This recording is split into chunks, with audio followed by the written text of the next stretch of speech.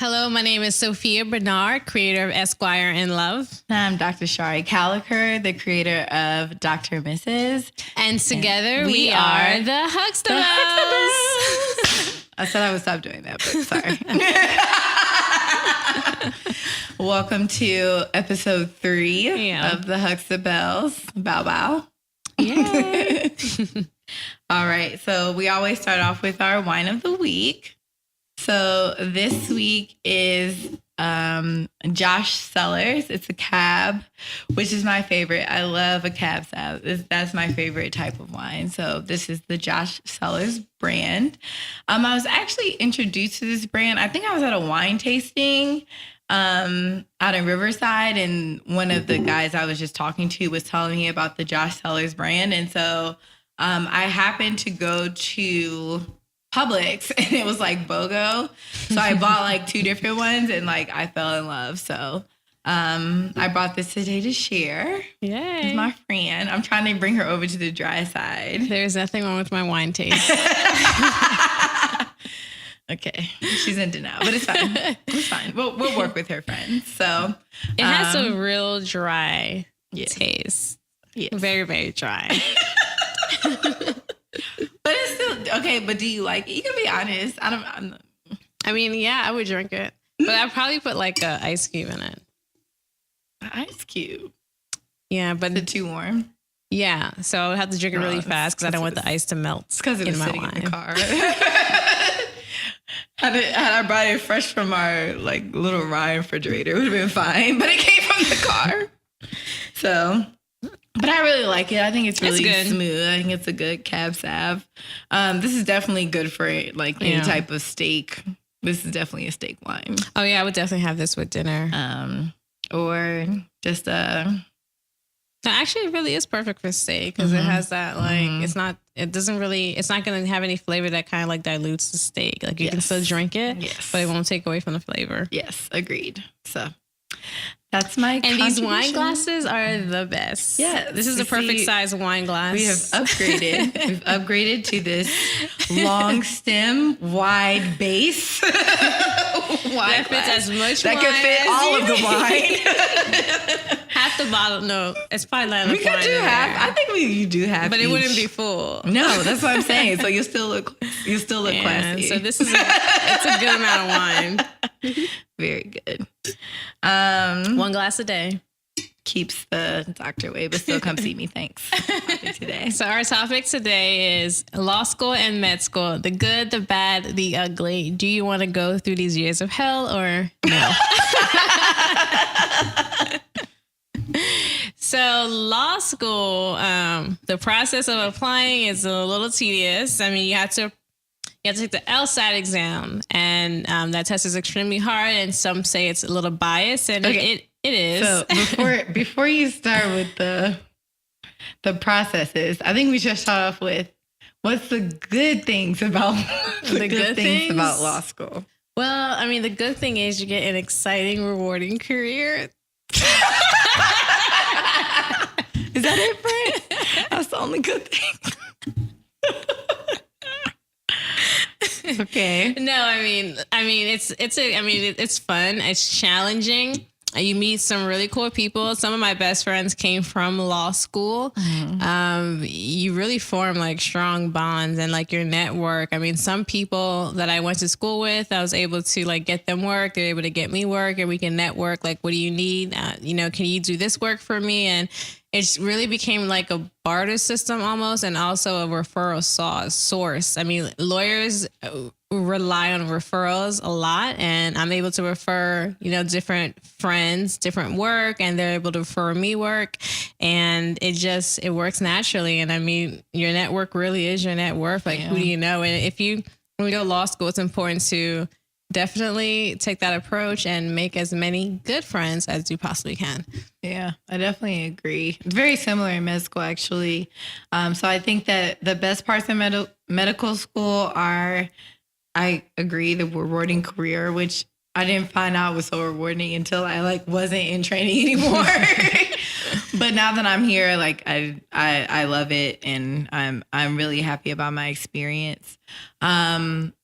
meeting people that are like-minded so that people that are there to like study and get through it, but also want to have fun. It was like super fun for me in med school because that is who I am. I feel like that's how a lot of my friends are. Like, we definitely know how to balance work and play. So like to be able to go to a med school where that philosophy was kind of continued was like great.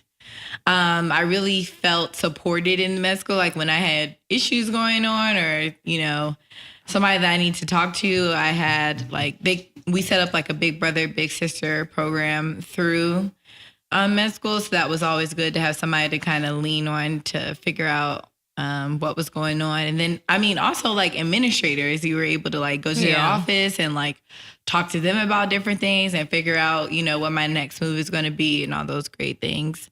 So that was really, really good about med school. And I went to Meharry, by the way. Meharry Medical School is in Nashville, Tennessee.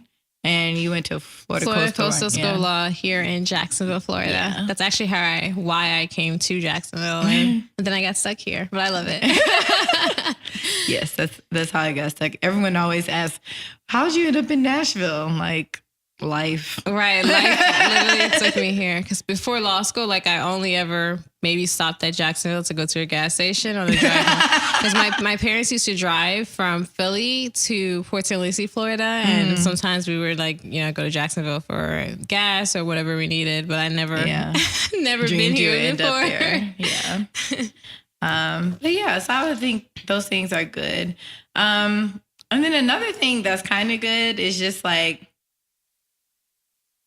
it does test you like in different ways that you never feel like you could be tested. And so when you come through those tests, you're like, wow, I didn't realize that that's something that I was capable of doing. Yeah, that's true. It's challenging in that it's not really just, the studying is like one piece of it, but then like you have to manage friends too, like the new friends you're making and old friends, like and relationships. And relationships. Like I had to miss like my best friend's graduation because I had anxiety and I needed to study for finals and I couldn't take a day off. I didn't want to.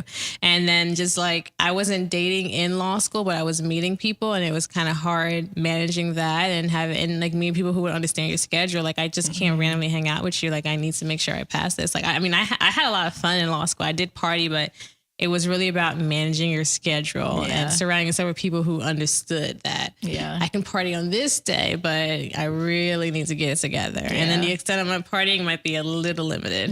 Yeah, no, 110% agree. That's why I'm still confused as to how I met a man in med school. I don't know how. Probably because it was over the summer. And I was like doing research. I was doing research for the summer.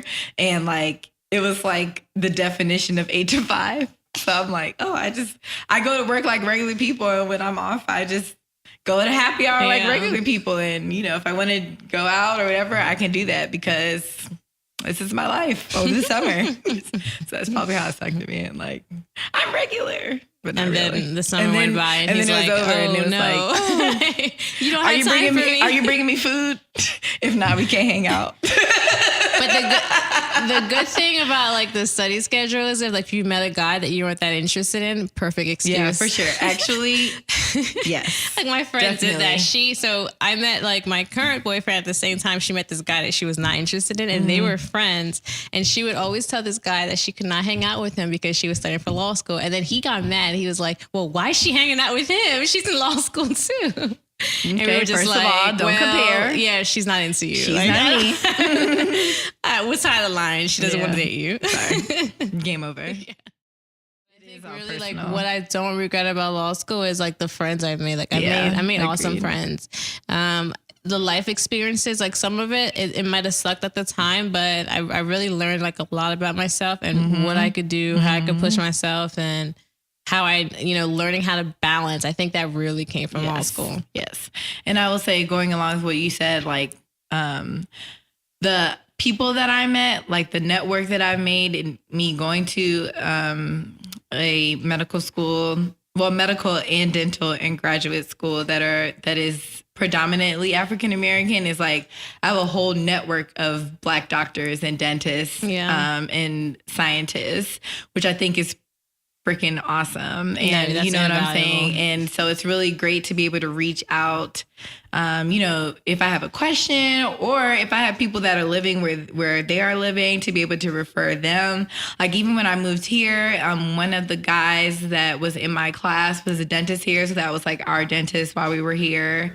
And it's just really cool to be able to say, like, I go to my friend to, have my cleanings. Yeah. Like, I think that's pretty dope. That is very dope. So building that network was a definite plus of going to med school. Yeah. Yeah. All right. So now the bad. The bad. You can start.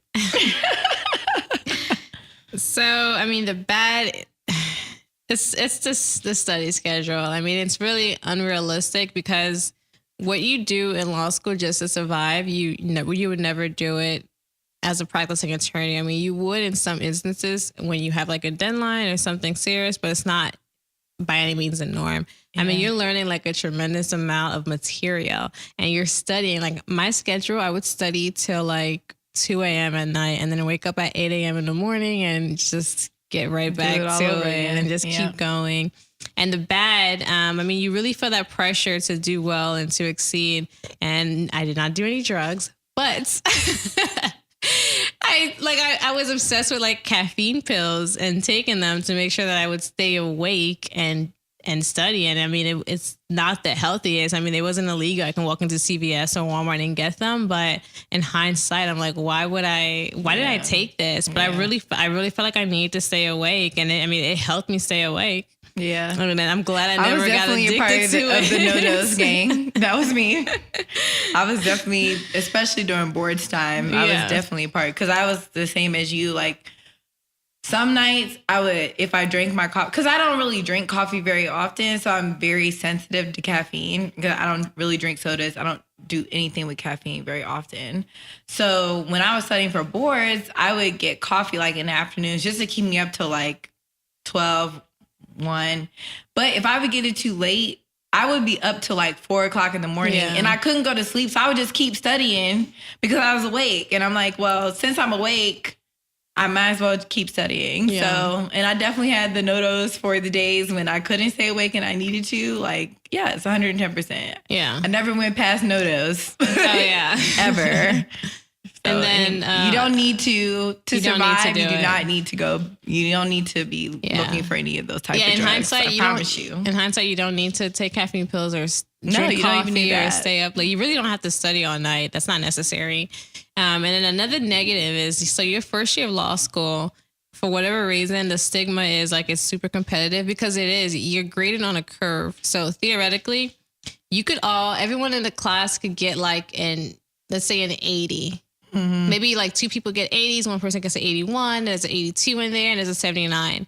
So the 79 is probably going to be like an F. The 82 would be like a B. The 79 and the 83 is an F? Yeah, because it's all curves. So you can get like all the points, but like sometimes like the difference between a curve is like plus or minus a point, and it all has to go on like a little bell curve. So, and it depends on like the school. The curve is dependent upon the school and the school rank. So some schools are on a B curve, meaning majority of the people are going to get Bs, regardless of if they bomb it or not. The majority are going to get a B. But then because you go to a B school, your B looks really trash and only A's prosper. And then some schools are C schools where majority of people get C's and your B's look now better than someone at a B school. So that's really one of the negatives. And then because of that, like your first year, you're tempted to feel really competitive. And some people they would feed their friends like false information just in hopes that they won't do well on the test. Wow. And I've definitely heard about that. Like I said, in my med school, it was more of like a community. So everybody tried to help each other out. Luckily, I mean, you definitely did have those people that were like, oh, I really feel like I failed that test. And they made like a 98. You know what I'm saying? And like so annoying, like, man, God. And then you're like, well, how'd you get into AOA failing that test, friend? You know what I'm saying?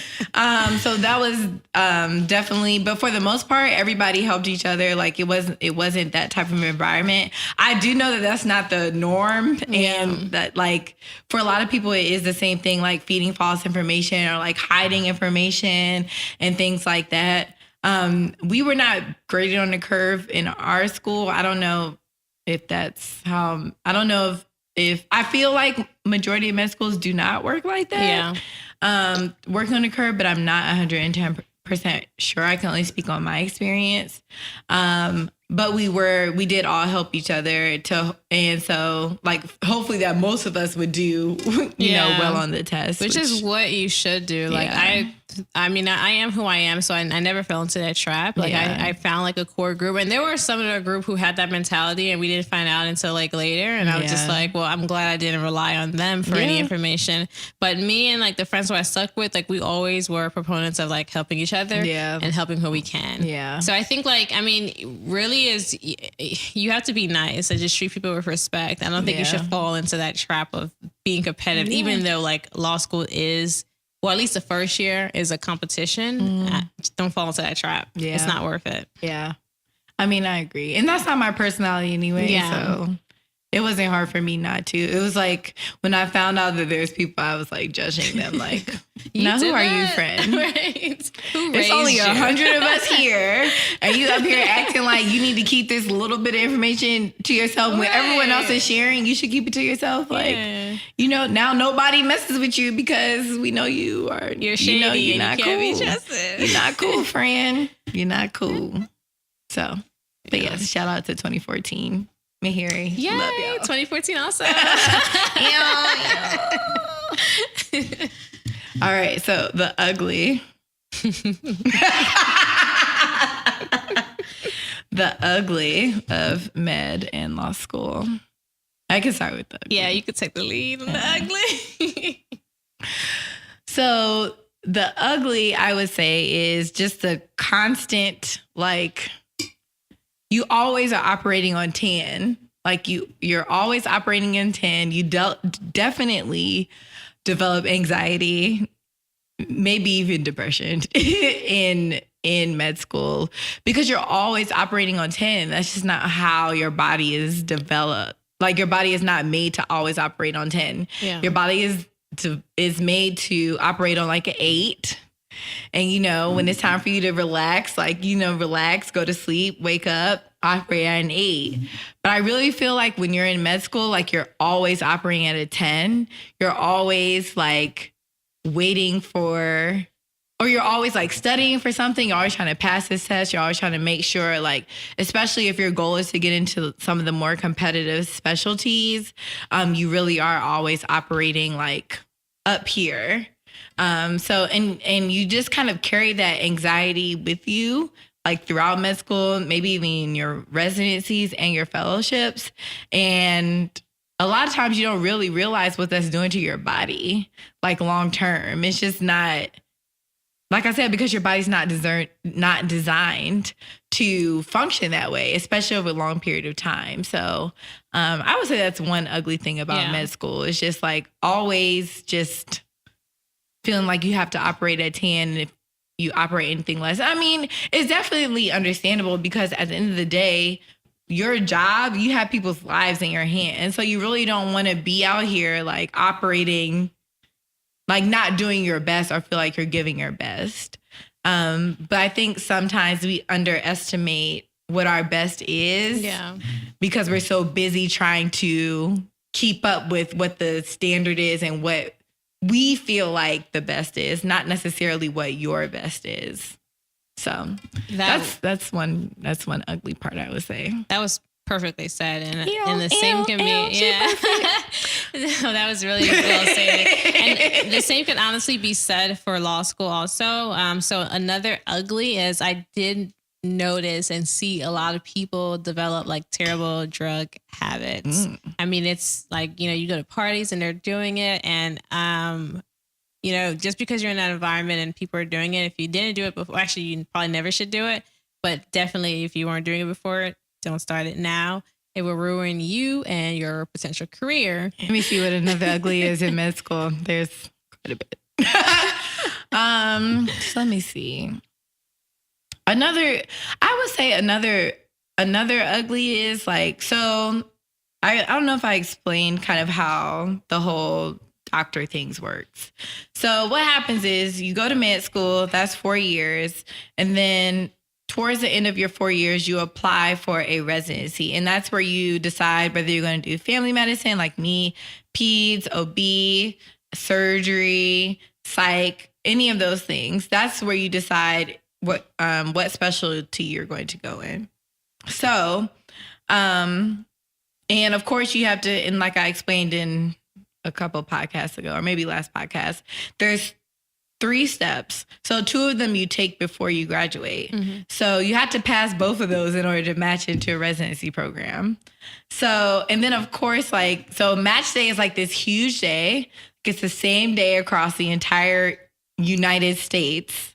So it's at Meharry, I think it's changed now, but like back then they used to call people like one by one, and you come up there and you have this speech about like, thank you, God, for bringing me through this process. Like, I'm just so grateful. And then you open up your letter in front of everybody, and then people get to see your, like, where you're going on your journey.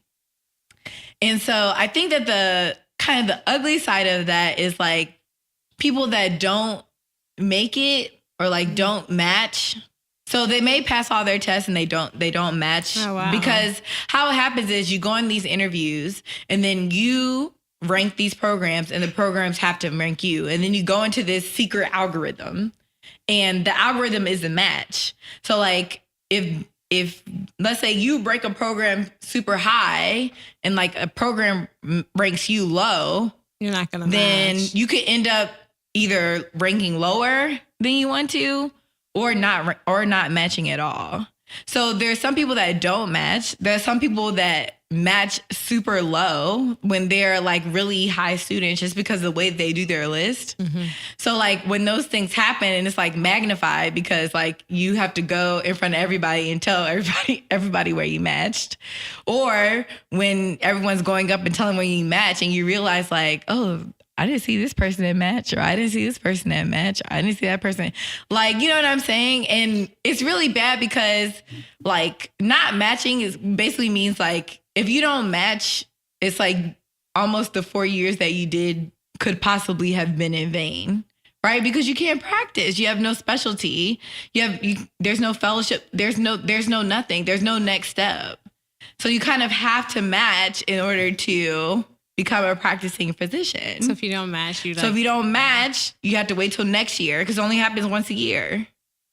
So if you don't match, you have to go find another job somewhere else, maybe, go back and, study to pass your test if you didn't pass, or try to take it again and do better, or like go somewhere else and teach or do whatever, and then come back and reapply for a match again, go to interviews again. And that stuff isn't cheap because you have to apply for the programs. Then you have to, for most places, like family medicine is a really nice residency. It's just, small plug. But like usually you just have to pay for your flight and they'll have like a hotel or, like in the dinner, all that is paid for. Mm-hmm. For some of them. For most of them, they are. But for some specialties, you have to do everything yourself. So you got to fly to get out there. Or find your way out there. You got to pay for your hotel. Like you go for the night before, which is paid for. But then, everything, and then fly your way back to school. Like you can't miss too many days of school. So it's like a really tedious process is what I'm saying. And so even if you do all that and you don't match, or if you like not able to pass the test and you don't match, and it makes you feel like, again, it adds to that anxiety of, am I good enough and things like that. And I just really feel like, it's definitely easy for me to say as someone that has gone through the process and was successful to say like, it's fine. Like just process it and then, we'll try again next year. But I can definitely like understand how that would feel and how that would make me feel if I went through all of this drama and all this struggle to get to this point just to not have a job and be able to move to the next level. That's the same with the bar exam. Because you go to law school and you graduate a JD, and the JD means nothing. Yeah, exactly. You can't practice law with a JD. You need to have a bar license. And to get the bar license, you have to study for the bar exam. You study the entire summer Some people start immediately the day after graduation. You get to the bar exam. It's the end of July for everyone across the nation. They take it at the same time. Some states are longer. Florida's only 2 days. Some states are as long as a week. It's just really state specific. And if you fail the bar exam, which you don't find out until like a month and a half later, and let's say you already had a job lined up, they would fire you because you can't, I mean, you're not really worth much to them. Some would keep you on if they're nice, but then if you don't pass the next go round, they might let you go. So once you fail the bar exam, you can't retake it again until February of that year. Mm-hmm. And then if you fail February, you have to wait again to July. So there's really 2 options to pass it. And unfortunately, I know some people who have taken it for 3 years, 2 times a year, and still have not passed the bar exam. It's extremely stressful. And people get a lot of anxiety to do it because, you know, when you don't pass, everyone probably knows because most people, I mean, we live in an age of social media. So everyone's posting either I passed the bar, I just started my first job at so-and-so law firm or, you know, whatever agency. Yeah. And everyone knows when you're quiet and you're used to be loud. I literally have a funny story about that. I have a funny story about that. So when match day came for me, my phone like died. And I had to go get a new phone, like the day that everyone found out whether they matched or not. So like when I went in, so I had to go to Apple, get a new phone, everything. So when I got back, like I posted that I matched everything. And like all my friends were like, oh, I didn't see anything. Like I thought something happened, like blah, blah, blah. And I was like, no, my phone just died. Like, that's it's fine. The same similar. It's and I was so like, of course I was relieved because I was able to say like, no, it's fine. Like, where's the turn up? But I could only imagine like everyone just sitting back, like holding their breath, like waiting to find out. Yeah, the same kind of thing happened to me. So me and my brother, we sat for the bar exam at the same exact time. And so we obviously find out at the same time. And we were living together at the time. So I was super anxious. Like I sat there and refreshed the page. Like the results come out at like 10 a.m. on the same day.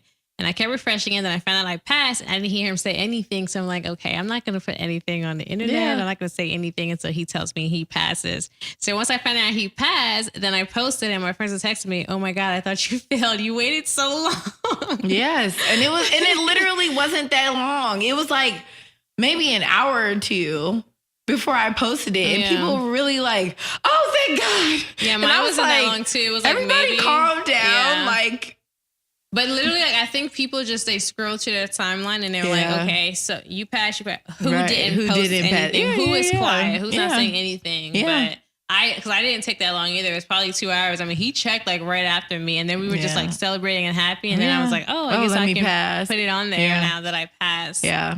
So final question. Would you go through it again? Would you do it again? I absolutely would. I love practicing. I wanted to be an attorney since I was in high school and I think also in middle school. So I would do it again.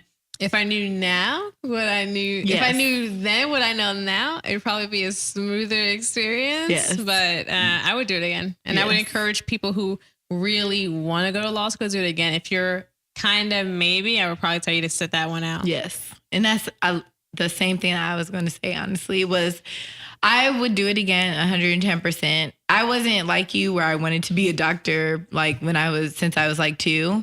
I kind of like, I tell people that this was like God ordained for me. Like it wasn't something that I planned on doing. It was something that I kind of fell into and realized that it's something that I loved and something that I wanted to continue.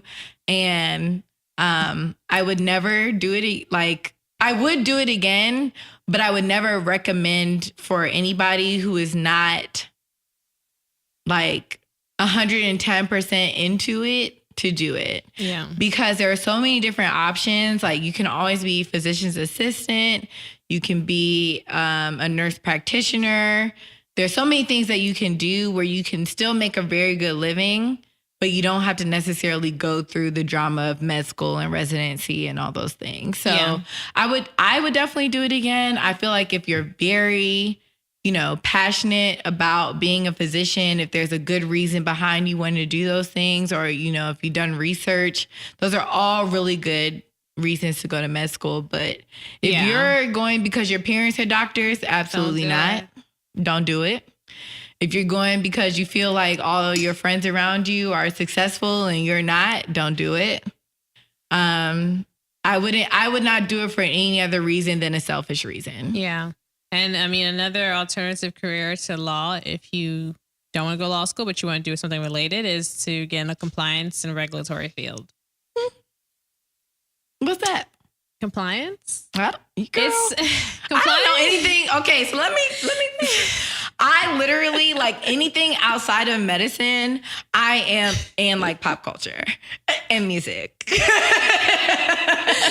I have no, like, I don't, so I'm always picking people's brains, like, tell me more. Okay, I have no idea. If you're into regulatory compliance and that's your job title, then primarily your duties are to make sure that the company is in line with the federal regulations, federal laws, and that they're complying with those basic standards. And then there's also like anti-money laundering compliance, and you're pretty much the check of the balance I know about that from like CSI and stuff. Yes, CSI, and also if you watch Narcos, Pablo Escobar is the reason why there's anti-money laundering. I mean, he's one of the reasons. He's the boss. So you're making sure that like terrorist organizations and like, drug dealers, the major ones, like the Frank Lucases of the world, Blue Magic, American Gangster, Jay-Z, that they're not like funneling money in like different ways. There's a lot of documentaries on it that are really cool. Yes. But those are the two like major ones, but there's like a lot of different levels of compliance. Yeah. But honestly, I'm like addicted to drug dealing documentaries. I know, me too. True Life. I'm addicted American to Gangster is one of my favorite movies. I mean, anything really drug. Like I like to watch Queen of the South. Me too. I love like everything. And Donovan told me, he's like, is there something that you need to tell me? And I was like, no, like this is just very interesting to me. I ride to work. Okay. I'm drug dealing in my head while I'm riding to work because I listen to Jeezy because that's my husband. Low key. Yeah. In my past life, I must have been up to the Blue Magic. I think so. And smuggle them through coffins. Just saying. So my travel destination. Siri also wants to talk about Caribana. Is that it? Siri says that Caribana in Toronto is a really dope experience. Travel segment. So I came back from Caribana on Sunday night. It's a Caribbean-inspired festival in Toronto, Canada. So Toronto has like this large population of Caribbeans, and so that's how the festival started. And if you're familiar with Caribbean festivals, most of the islands have them. Miami has a major one, Trinidad and Tobago has one, Brazil has one, and they're kind of like all over the place. And you dress up and you play mas, and pretty much you register with a band and you wear like fun costumes, lots of feathers. I did the whole nine. She had jewels on her face. I did. I put jewels on my face. I got up super early and did my makeups because I wanted to be, and I was Beyonce for that day. Listen, let me tell y'all, Sophia had people running up to her, taking pictures. Anyway, I heard some hearsay. I did not go to Caribana because I found out about it too late. And also, I was having a housewarming. Yeah. So I wasn't going anyway, even though I did find out about it late. I still wasn't going. In my defense, it was a last minute trip, super last minute. I've never even heard of Caribana. Then I heard about it. I was like, let's just make it happen. No, but it's like literally, I heard about Caribana, and then this year I was like, oh, my housewarming's on the 4th, and everybody's like, oh, I'm going to Caribana. Oh, I'm going to Caribana. Oh, I was like, so nobody wanted to invite me to Caribana. Well, we're going next year because you only do housewarmings once. That's true. Maybe we'll go to Caribana. We are going. It's not a maybe. It's going to be. I don't know. I'm kind of nervous. I'm like, I feel like how I feel about Caribana is how other people feel about Mardi Gras. I'm like, the things I've heard, I'm like, I don't know. Am I really ready? Nothing crazy really happened. I mean, you're pretty much okay. So since we're talking about the good, the bad, and the ugly. Okay. The bad and the ugly is you're in a parade, and so like the call time is like 9:30 a.m., which I found out after the fact. I didn't have to get there that early. I could just jump in line later on. So you meet with your band at like 8:30 a.m. They feed you breakfast, and then 9:30 the parade starts. But honestly, it didn't start till 11. I mean, it's Caribbean time. Yeah, Caribbean I don't know why time. you expected it to be on time. You're on your feet, and like the parade like stops and you're staying there for 30 minutes. Well, you're not really standing, you're like twerking and dancing to reggae music. It's really fun. I mean, they do a good job at keeping you hydrated and feeding you and like drinking is drinking in public is illegal in Canada, but there are other ways. I won't tell you guys those ways. You figure it out on your own. But see, that's a lawyer. I wish you would have told me. I would have shared with y'all. What's the other ways? I'll find out. Don't worry. I'll share with y'all next time in our tip of the week. But it was really fun though. I would encourage everyone to go. And I really was Beyonce. Like, I don't know how many people stopped to take my picture. My picture is floating all over now. She's famous, y'all. I hope you told them about the Huxtabelles podcast while you was out there being Beyonce. I forgot. It's on anything. You forgot. I did. I was like, you want to take a picture with me? Listen, I'm looking for a new co-host. One that's willing to use their Beyonce-ness as needed. Okay. Mm-hmm. I forgot. Look how your friends treat you. I'm sorry. It's fine. Hopefully they'll find you and they'll figure out about us. Maybe. Yeah. That's my hope because, the internet is... It goes fast. It goes fast. Undefeated. They will find you. Zoom on the Yamaha. So you have your tip of the week. Yes. So last week we forgot the tip of the week. We did. We're really sorry. Still figuring this podcast thing out, but it's cool. So the tip of the week for this week, we're going to talk about saving 10 minutes for yourself. So, a lot of us are pulled in like 17 different directions as far as life is concerned. And we kind of forget about ourselves in the process, which is fine, like every now and then. But as life continues to go, you tend to get more and more caught up in everyone else and forget about yourself. So one thing that I challenge everyone to do is to just set 10 minutes to the side to do something that you love, or just be quiet for 10 minutes. You could just go to a different room. Like if you have children, put them on a bed, go to a different room and kind of sit there for 10 minutes and meditate.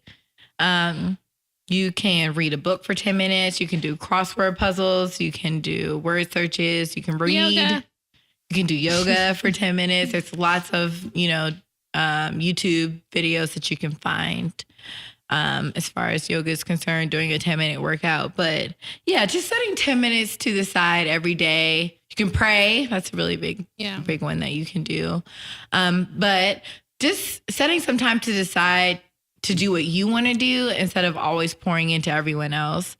I feel like in both of our professions, we're always pouring into other people, and that's our job.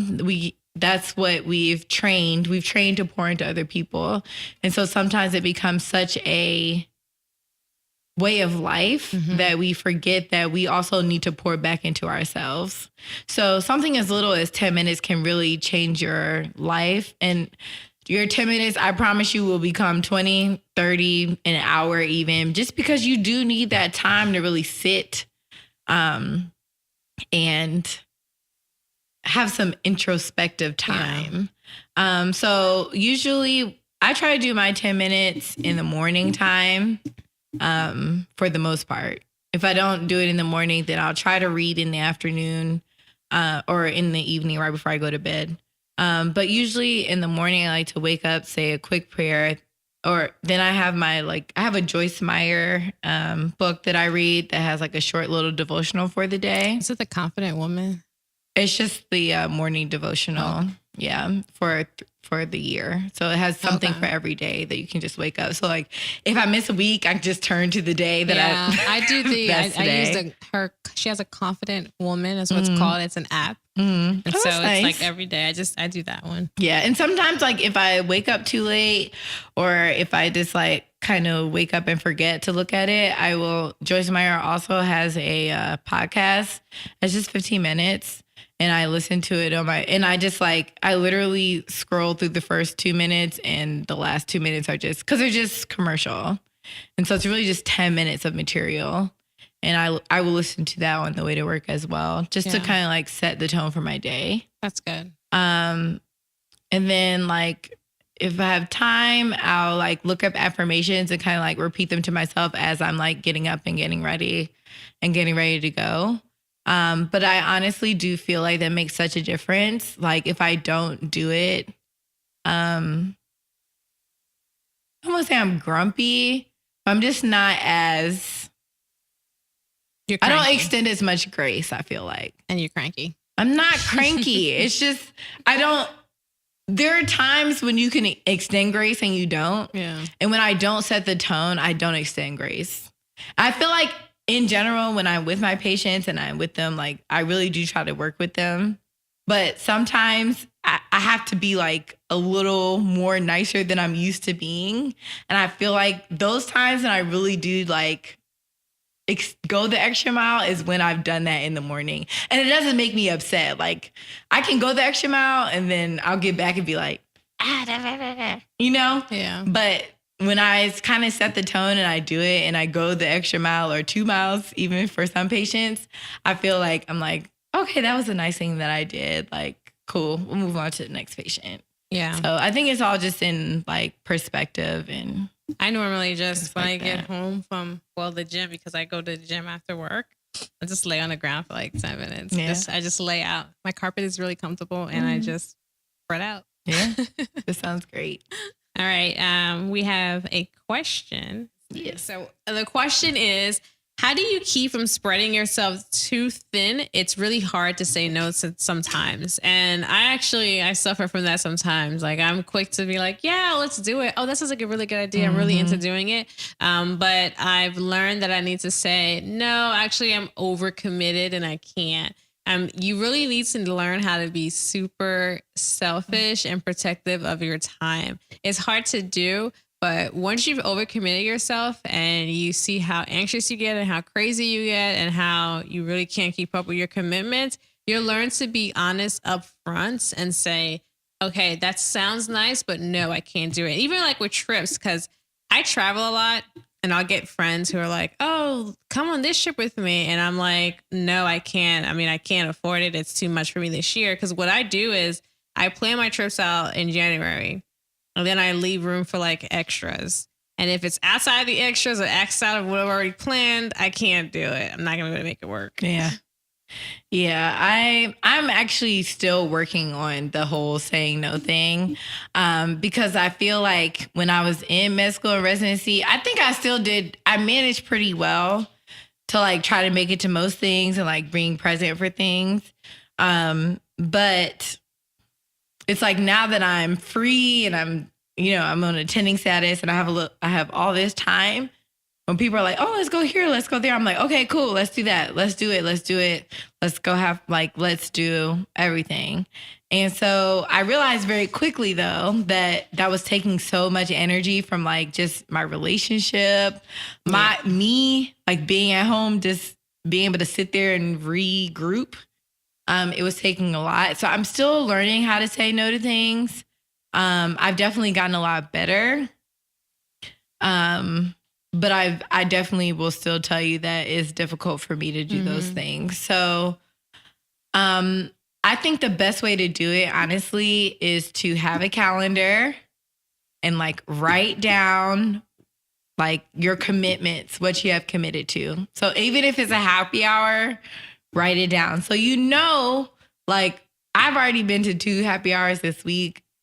Maybe I don't need a third one. Yeah. Or like I have something going on for 2 weekends this month. Like maybe the other 2 weekends I'll just be free and like, I can't do anything those weekends. And I really feel like that has helped me to be like, okay, because I know like if I say to somebody like, yes, I have things planned for 4 weekends, that sounds insane. Yeah. So for me now, I've said like after the housewarming, because housewarming is just crazy. Like I told you, I feel like I was planning a wedding almost. But after that, I'm like, okay, I'm not doing anything more than 2 weekends a month. So if anything comes over 2 weekends a month, I can't go. That's like my hard line, because I need to be able to be at home, to spend time with my family, to not spend money going all these places. And and to, just make sure that I'm not overextending myself. So that's my suggestion for, trying very hard. I mean, I think that's the best way to do it. What do you do? I just say no now. I'm just like, actually, no, can't do it. I'm like, not available. No, because I used to explain to people like for example, so someone was like, oh, you should come to Miami Carnival with me. I'm like, oh, that sounds fun, but it's in October, and then I have a week trip in November. Yeah. So I'm like, do I explain that to them, or just say sorry, I can't make it? So I said, sorry, can't do it. Sounds fun. Maybe next year. Yeah. Yeah. That's my my thing now is just, I hope I can just say no without explanation. I'm still giving explanations. One day y'all gonna hear just, nope, sorry, can't make it. Yeah. All right. So booked and busy. Yes. Because who is it? Okay. So the second question is, so I actually stole this question from Russo Doctor. So it says, I'm 26 years old. My parents died when I was 14. I dropped out of school because no one could afford to pay my fees. I then met this guy when I was 16 and he sent me back to school. He was selling fruits on the street just to pay my fees. He then got a job as a truck driver and sent me to college. Now I'm working as a lawyer. My problem is I feel I can't continue with this relationship because I feel that this guy is too low and it's not the type of husband that I wish for. How best can I tell him that he is not my type without hurting his feelings? I'm grateful that he sent me to school, but I can't be in a relationship with anymore. I want somebody in my own class and not a truck driver. Well, she's trash and he's too good for her. And also, who paid for her law school? She skipped that part. Well, that may be another part to the story that we don't know. But no, I think that's really classless and tasteless to say that you care about class status. I mean, you were really an orphan and he took you in as an orphan and took care of you. And now you raise the ranks and you need to date someone. Why don't you help elevate him? He helped elevate you. I think she's trash. I agree. I know. I'm sorry. I have to agree. Like, you can't, somebody that helped you when you had nothing, no family, and then now you have everything. And you're like, oh, this person is trash. I need to upgrade. Like, do you live in 2018? Do you see what these men are doing out here? Right. You have a good man that wants to do these things for you and is not being trash. Right. And you're going to give this up to go back out in the dating pool to find somebody that's in a higher class. That's going to treat her like trash. Comes along with higher class? Trash. Exactly. Well, exactly. It sounds like that's what comes needs. Along with higher. I'm here to let you know, friend. Because some of these men, when they get status, I'm here to let you know this is what happens when men become educated and they realize that they are like the minority and that they can get any woman that they want. That's what happens. That's what me and my friends used to say in law school. Because men have these complexes. So we used to say, is he cute or is he law school cute? Because the guys in law school, let me talk about. Can we really talk about it? These are probably nerds in real life, and they get to law school. But they get to law school, and all of a sudden, it's 5 of us and 10 of you guys. Exactly. Y'all want us? Which one of y'all? Which one of y'all? And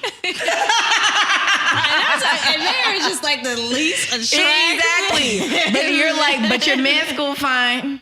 But if I was to see you in the street, come on, friend. Let's be real. Let's be real, friends. Not 2 looks. If I was to see you in the street. So those men always date up. They always date up.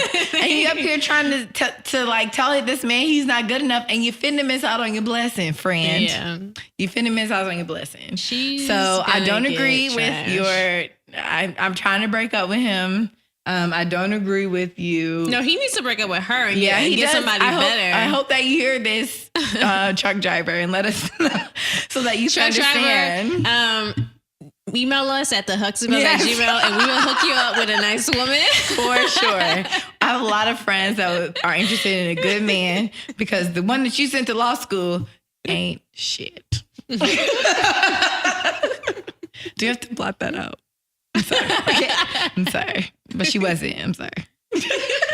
But yeah, definitely, I don't agree at all that you should be leaving anyone because you never know where people's lives will go. You never know where things are headed, and you just can't count somebody out because they're not where you are at this point in life. That's not fair. Especially when he kind of devoted his life to helping whole entire life. That man was selling fruit on the side of the road for you, friend. That is a hard job in Florida. Especially. It's hot. It's hot.